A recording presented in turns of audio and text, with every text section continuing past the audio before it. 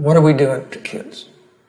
We're creating environments for kids at school and at home in which they are using fewer and fewer of their senses, that they're down to a couple senses, staring at that screen, using their ears and mainly their eyes to allegedly go anywhere in the world through the internet. We're creating an environment in which I believe, by definition, they are less alive. What parent wants their child to be less alive? What teacher wants their students to be less alive?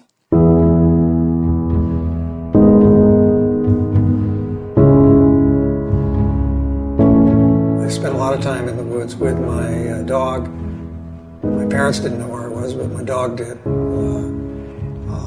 And I found something bigger there than my parents and their problems. I found something large. I have a bias from growing up to associate time spent in nature with happiness for a family and with health, particularly mental health. There's not very much research yet on autism,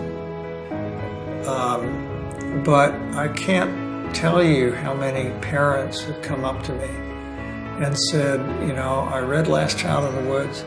We have an autistic child or a child with Asperger's, and we started getting our child outdoors more, and there's been a change. I hear from teachers all the time.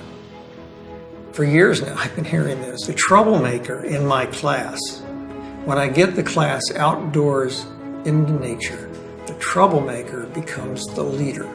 Not just well-behaved, the leader. I hear that over and over again. It raises a question. What are we doing to these kids by keeping them in the classroom all the time, in that cubicle, at that chair, taking test after test after test, canceling recess, canceling field trips, all with this theory we're going to make a better child if we do that to them. But what proportion of the huge increase in the number of kids that are taking stimulants,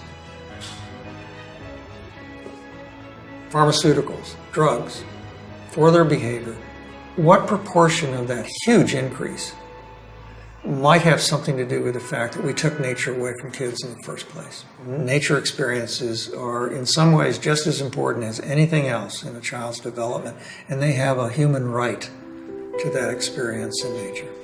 So, nature deficit disorder is a phrase that has caught on, and I didn't really expect that to happen, but it has. That's not a known medical diagnosis. Maybe it should be, but it's not now. I always point that out. What it is a language to use, a way to describe this feeling we've had for a long time about that disconnect from nature that those parents, even some kids, told me about beginning in the late 80s and early 90s. Some of the most recent research has certainly linked lack of nature in people's lives to such problems as vitamin D deficiency. Recess has been cut, physical education has been cut in U.S. schools. What are we thinking? Let alone get the kids outdoors in a natural setting or taking them on a field trip to, a state park. We're having those kids sit all day, and sitting is the new smoking, and guess what we're doing to them?